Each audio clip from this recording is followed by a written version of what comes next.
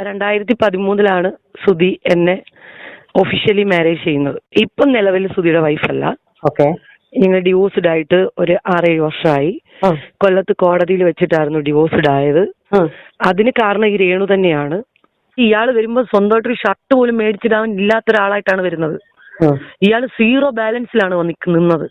എന്റെ കാശ് കൊണ്ടാണ് അയാൾ. അപ്പൊ നമ്മുടെ രേണു സുധി ഇടയ്ക്കിടെ വിവാദങ്ങളിൽ നിറഞ്ഞു നിൽക്കുന്ന ഒരു വിവാദ നായികയാണ് നമ്മുടെ രേണു സുധി, അല്ലെ? പക്ഷെ നമ്മൾ ഇതുവരെ രേണു സുധിയുമായി ബന്ധപ്പെട്ട് പറഞ്ഞതിലും കേട്ടതിലും വെച്ച് ഏറ്റവും ഗുരുതരമായിട്ടുള്ള ഒരു കാര്യത്തെ കുറിച്ചാണ് സംസാരിക്കാൻ പോകുന്നത്. എന്താണത്? രേണു കൊല്ലം സുധിയെ വിവാഹം ചെയ്തതിനെ കുറിച്ചാണ് പറയാൻ പോകുന്നത്. ഇപ്പൊ അതുമായി ബന്ധപ്പെട്ട് രേണുവിനെതിരെ വന്ന ഏറ്റവും വലിയ ആരോപണം എന്താണെന്ന് വെച്ചാൽ സുധിച്ചേട്ടന് മറ്റൊരു ഭാര്യ ഉണ്ടായിരിക്കെ തന്നെ സുധിച്ചേട്ടനുമായി അവിഹിത ബന്ധം സ്ഥാപിച്ചിട്ടാണ് പോലും രേണു സുധിച്ചേട്ടനെ കെട്ടിയത് എന്നുള്ളതാണ്. ഇത് ഞാൻ ചുമ്മാ റീച്ചിന് വേണ്ടി പറഞ്ഞുണ്ടാക്കിയതല്ലേ കേട്ടോ. ഇനി ആരും അങ്ങനെ വിചാരിക്കണ്ട. സുധിച്ചേട്ടന്റെ മുൻ ഭാര്യ തന്നെയാണ് ഈ കാര്യം വെളിപ്പെടുത്തിയിരിക്കുന്നത്. ഇന്നലെ റിയൽ ആൻഡ് റിയൽ മീഡിയ എന്ന് പറയുന്ന ഒരു ചാനലിൽ ഈ പറയുന്ന സുധിച്ചേട്ടന്റെ മുൻ ഭാര്യയുടെ ഒരു വോയിസ് ക്ലിപ്പ് പുറത്തു വന്നിട്ടുണ്ടായിരുന്നു. അതിലൂടെയാണ് അവർ രേണുവുമായി ബന്ധപ്പെട്ട പല കാര്യങ്ങളും പുറം ലോകത്തോട് പറയുന്നത്. ഇപ്പൊ നമുക്ക് എല്ലാവർക്കും അറിയാം, സുധിച്ചേട്ടന്റെ ആദ്യ ഭാര്യയല്ലേ രേണു.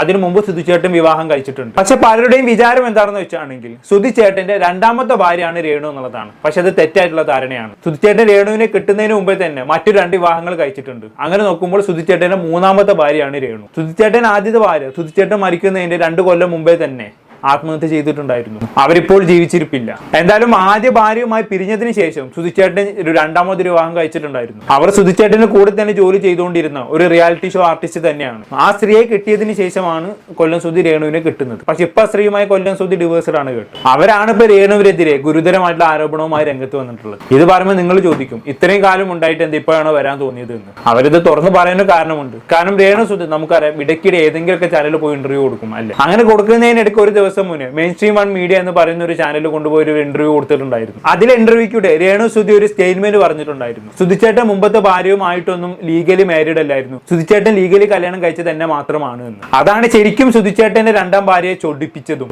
അവർ രേണുവിനെതിരെ സംസാരിച്ച് രംഗത്ത് വരാൻ കാരണമായതും. എന്തായാലും അവർക്ക് പറയാനുള്ള കാര്യങ്ങൾ നമുക്കൊന്ന് കേട്ടുനോക്കാം.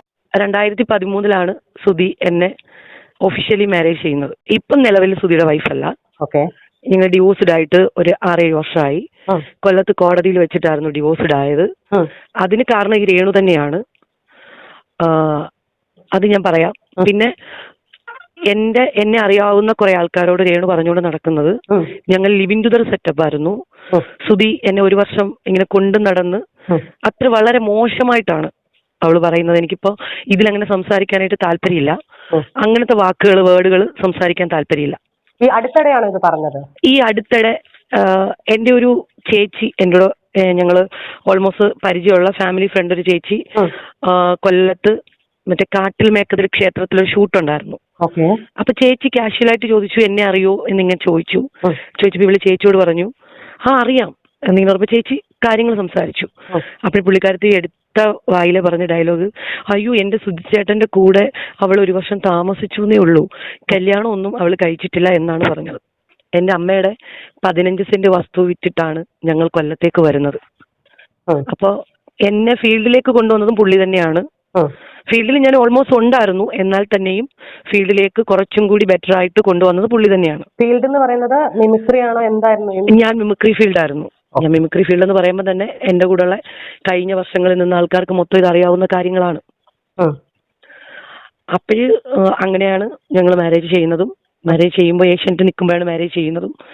പിന്നെ കോമഡി ഫെസ്റ്റിവലിലേക്ക് വന്നു. അപ്പൊ അങ്ങനെയൊക്കെയാണ് കാര്യങ്ങൾ. അപ്പൊ ചുരുക്കി പറഞ്ഞാണെങ്കിൽ ഇവരെ കുറിച്ച് രേണു സുധി പലയിടത്തും തെറ്റായിട്ടുള്ള കാര്യങ്ങൾ പറഞ്ഞു നടക്കുന്നത് കൊണ്ടാണ് ഇവർ ഇപ്പൊ രംഗത്ത് വന്നത്, അല്ലെ? രേണു എവിടെയെങ്കിലൊക്കെ പോകുമ്പോൾ ആൾക്കാരെല്ലാം ഇവരെ കുറിച്ച് ചോദിക്കുമ്പോഴെല്ലാം ഇവരെ കുറിച്ച് രേണു പറയുന്നത് എന്താണ്? അത് സുധിച്ചേട്ടനും ആ സ്ത്രീയും തമ്മിൽ ഒരു ലിവിങ് ടുഗദർ സെറ്റപ്പ് ആയിരുന്നു, അവർ ലീഗലി ഡിവേഴ്സ്ഡ് ഒന്നും അല്ല എന്നുള്ള രീതിയിലാണ്, അല്ലെ? ഇത് കേൾക്കുന്നവരെ സംബന്ധിച്ചിടത്തോളം ഒന്ന് പൊളിഞ്ഞു കയറും, അല്ലെ? അങ്ങനെയുള്ള ഒരു അവസരത്തിൽ അവർ രേണുവിനെതിരെ എങ്ങനെയൊന്ന് പറഞ്ഞതിൽ നമുക്ക് തെറ്റു പറയാനൊന്നും പറ്റില്ല. പക്ഷെ ഇവർ പറഞ്ഞതിൽ എത്രത്തോളം സത്യമുണ്ട് എന്ന് നമുക്കറിയില്ല. പക്ഷെ ഇവർ പറയുന്നത് ശരിയാണെങ്കിൽ ഇവിടെ രേണു ചെയ്യുന്നത് വളരെ വലിയ തെറ്റ് തന്നെയാണ്. ലീഗലി മാരേജ് ചെയ്ത ആൾക്കാരെ ലിവിങ് ടുഗദർ ആണെന്നൊക്കെ പറഞ്ഞ് നടക്കാന്ന് പറഞ്ഞാൽ, പ്രത്യേകിച്ച് നമ്മുടെ സമൂഹം അറിയാലോ, ഈ ലിവിങ് ടുഗദറിനെ വളരെ മോശമായ രീതിയിൽ നോക്കി കാണുന്ന ഒരു സമൂഹമാണ് നമ്മുടേത്. ആ സമൂഹത്തിന് മുന്നിലേക്ക് ഇങ്ങനെയൊക്കെ പറഞ്ഞുണ്ടാക്കുമ്പോൾ ഒരു തരത്തിൽ അതല്ലെങ്കിൽ മറ്റൊരു തരത്തിൽ ഈ വ്യക്തിയെ മോശമായി ചിത്രീകരിക്കുകയും കൂടിയല്ലേ ഇവിടെ രേണു സുധി ചെയ്യുന്നത്. അത്തരം സാഹചര്യത്തിൽ പ്രതികരിക്കുക തന്നെ വേണം. എന്തായാലും ബാക്കി പറഞ്ഞാട്ടെ.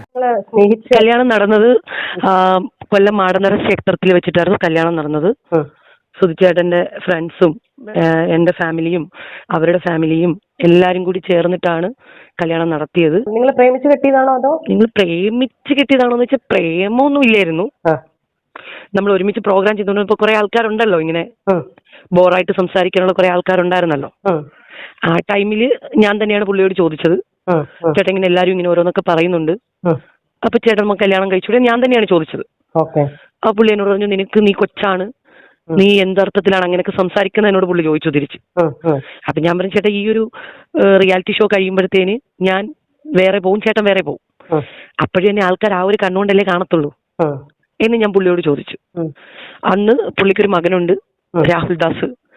അന്ന് അവൻ അവിടെ തന്നെ ഒരു സ്കൂളിൽ പഠിച്ചുകൊണ്ടിരിക്കുവാണ്. 4ാം സ്റ്റാൻഡേർഡിൽ എന്തോ പഠിച്ചുകൊണ്ടിരിക്കുകയാണ്, 4ലോ 5ലോ അങ്ങാണ്ടാണ്, എനിക്ക് അത് നല്ല ഓർമ്മയില്ല.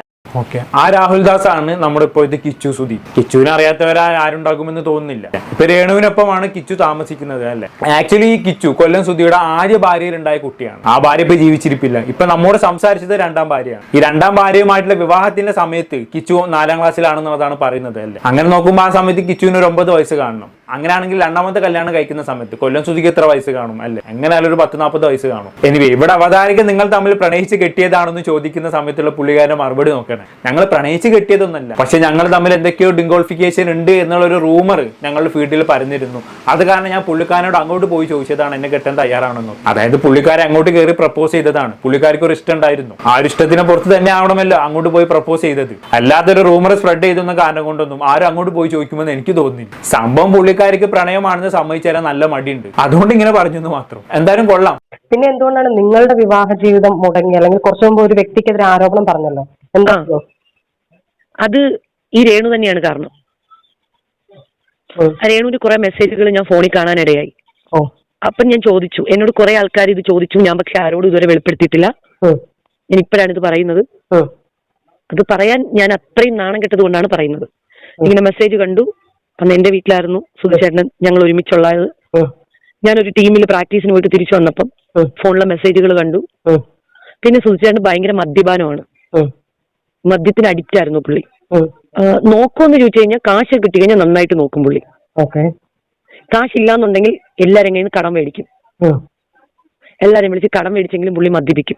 ഓക്കെ, ഈ കാര്യം മുമ്പ് ഞാൻ സുധിച്ചേട്ടനെ കുറിച്ച് കേട്ടിട്ടുണ്ട് പലയിടത്തും. പുള്ളിക്കാരൻ നന്നായി മദ്യപിക്കുന്ന വ്യക്തിയായിരുന്നു എന്നുള്ളത്. പക്ഷെ നല്ലോണം മദ്യപിക്കുന്ന വ്യക്തിയാണെന്ന് ഈ 2ാം ഭാര്യ പറയുന്നുണ്ടെങ്കിൽ കൂടിയും അത് കാരണം തന്നെ ദ്രോഹിക്കാറുണ്ട് എന്ന് ഇവരെവിടെയും പറയുന്നില്ല. സാധാരണ അങ്ങനെ എന്തെങ്കിലും അനുഭവം ഉണ്ടായിട്ടുണ്ടെങ്കിൽ അത് ആദ്യം തന്നെ പറയേണ്ടതല്ല. പൊതുവെ നമ്മൾ മദ്യപാനത്തിന് അടിമയായിട്ടുള്ള ആളുകളുടെ കുടുംബത്തിൽ നിന്നൊക്കെ കേൾക്കുന്ന കഥകളുണ്ട് അല്ലെ. കള്ളു കുടിച്ചു വന്നപ്പോഴും മർദ്ദിക്കും തൊഴിക്കും എന്നൊക്കെയുള്ള രീതിയിൽ. പക്ഷെ അങ്ങനെയൊന്നും ഇവിടെ പുള്ളിക്കാർ പറയുന്നില്ല. ഇനിയിപ്പോ അങ്ങനത്തെ അനുഭവങ്ങൾ ഉണ്ടായിട്ടും മരിച്ചുപോയ വ്യക്തിയല്ലേ, പുറത്ത് പറയണ്ടെന്ന് കരുതി മിണ്ടാത്തതാകാം. അതല്ല എങ്കിൽ ഈ പറയുന്ന കൊല്ലം സുധി എത്ര കള്ള് കുടിച്ചാലും മാന്യത വിട്ട് പെരുമാറാത്തവനാകാം. അതെന്തോ ആയിക്കോട്ടെ. എന്തായാലും ഇതിനെല്ലാം ശേഷം താനുമായി വൈവാഹിക ബന്ധത്തിൽ ഇരിക്കെ തന്നെ കൊല്ലം സുധിയുടെ ഫോണിൽ കണ്ട രേണുവിന്റെ ചാറ്റിനെ കുറിച്ച് ഇവര് സംസാരിക്കുന്നുണ്ട്. നമുക്ക് എന്തായാലും അന്ന് കണ്ടോക്കാം.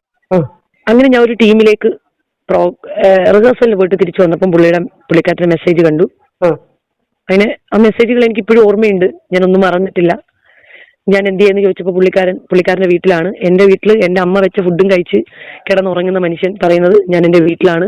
അപ്പൊ ആള് ചോദിക്കുന്നു, നിങ്ങൾ പിണക്കണോ അല്ല പിണങ്ങാതിരിക്കാൻ കൊണ്ടാക്കിയിരിക്കുവാണെന്നൊക്കെ പറഞ്ഞ് കുറെ ഡയലോഗും കാര്യങ്ങളും ഒക്കെ അതിനകത്ത് വന്നു. നിങ്ങളെ കുറിച്ചാണ് ചോദിക്കുന്നത്? അതായത് എന്നെ കുറിച്ച് പുള്ളിക്കാർക്ക് ചോദിക്കുമായിരുന്നു. ഓക്കെ, അറിയാമായിരുന്നു ഇന്നപോലെ കല്യാണം കഴിഞ്ഞതാണെന്ന് അറിയായിരുന്നു. അത് ഇതൊന്നും ഒരു കേസൊന്നും അല്ലായിരുന്നു, പല കേസുകൾ ഉണ്ടായിരുന്നു. പക്ഷെ ഇത് കുറച്ച് വൾഗറായിട്ടുള്ള മെസ്സേജുകൾ കണ്ടപ്പം അന്നാണ് എനിക്ക് വേണ്ട എന്നും പറഞ്ഞിട്ട് എന്റെ വീട്ടിൽ നിന്ന് എന്റെ പരിസരക്കാർക്കെല്ലാം അറിയാം. എന്റെ പരിസരക്കാരെല്ലാം വീട്ടിന്റെ ബഹളം കെട്ടിട്ട് വന്നു. ഞാൻ പൊക്കോളാൻ പറഞ്ഞു. അന്നാണ് പിന്നെ പുള്ളി കുറെ പ്രാവശ്യം വന്നു കോംപ്രമൈസിന്. അപ്പം ചേട്ടനും ചേട്ടത്തിയൊക്കെ വിളിച്ചു വെച്ചപ്പോ ഞാൻ പറഞ്ഞു എനിക്ക് വേണ്ടാന്ന് പറഞ്ഞു. എന്താണ് അത്രമാത്രം ഹേർട്ട് ചെയ്യുന്ന മെസ്സേജുകൾ? കുറെ മെസ്സേജുകൾ ഉണ്ടായിരുന്നു ചേച്ചി. ഹേർട്ട് ചെയ്യുന്ന മെസ്സേജ് എന്റെ കൂടെ കിടന്നുറങ്ങിയിട്ട് പുള്ളി പറയുന്നത്, പുള്ളി എന്റെ വീട്ടില് എന്റെ ബെഡില് എന്റെ റൂമിൽ കിടന്നുറങ്ങിയിട്ട് ഞാൻ എന്റെ വീട്ടിലും പുള്ളിയുടെ വീട്ടിലുമാണെന്നാണ് പറഞ്ഞത്. പിന്നെ പറഞ്ഞിരുന്നേ ഇങ്ങോട്ട് അയച്ചേക്കുന്ന മെസ്സേജ്, ചേട്ടൻ എന്നെ കണ്ടിട്ട് പോകുമ്പോ എനിക്ക് ഭയങ്കര സങ്കടമാണ്, ചേട്ടൻ എന്റെ അടുത്തുള്ളപ്പോ എനിക്ക് ഭയങ്കര സന്തോഷമാണെന്നൊക്കെ പറഞ്ഞിട്ടൊരു മെസ്സേജ് ഉണ്ടായിരുന്നു. പിന്നെ അപ്പം പുള്ളിക്കാരൻ തിരിച്ചയച്ചിരിക്കുന്നു, എന്നെക്കാളും കൂടുതൽ ഫീൽഡിൽ ആൾക്കാരുമായിട്ട് അവൾക്ക് ബന്ധമുണ്ട്. അപ്പോ ഞാൻ എവിടെ പോകുന്നു എന്തിനു പോകുന്നു എനിക്ക് കള്ളം പറഞ്ഞിട്ട് വരാൻ പറ്റില്ല.